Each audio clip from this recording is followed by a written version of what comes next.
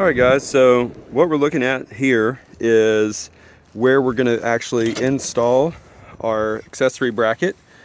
And I have removed the resonator chamber that's here, so it mounts right here. It's rubber mounted, so rubber mounts there and rubber mounts over here, and so in turn it covers most of this battery and doesn't really give you a lot of real estate to work with. So what I've done is we've removed that, and now you can actually take the 3D printed plug that comes with it, and it's got the alignment mark on here, and you just work it in. Try to do it as level as possible. As you can see, I've failed at that because I'm trying to do it with one hand. But either way, we'll get it there. Spin it in here in a second. Maybe not. You can get a lot of footage of me fighting it in. Proof that it fits snugly. I'm actually going to pull it back out. We'll push on it from the other side. That'll get us out. So, proof that you should probably line that up a little bit better before you go trying to fit this in here. There we go. Got it. All right. So, when you install this, try and line it up before you start pushing it in, because otherwise you might miss and cause yourself a bunch of grief for not really any good reason at all. So working that in here now. There we go, snapped in. All right, so you got the plug in, so you want to do that first because this box is going to take up space. Next, you've got your hardware in the bag, and I'm going to stop recording just for a second, and we're back.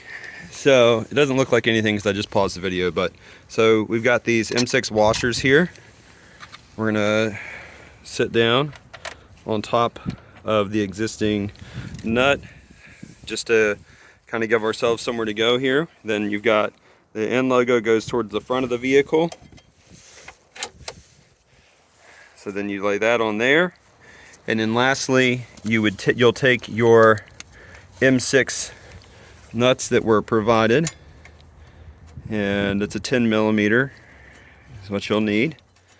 So get that one started, and then we'll get this one started over here, and then I'll come back with the wrench and tighten this down and show you guys.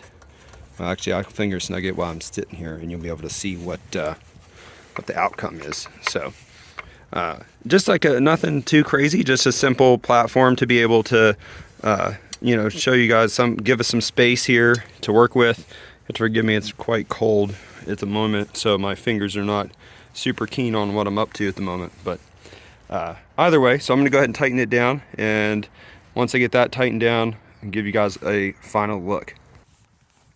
Alright, so grabbed my 10 millimeter from my tool roll and went ahead and tightened this down. So as you can see, clearly you need the plug to be in first because of where this is going to sit.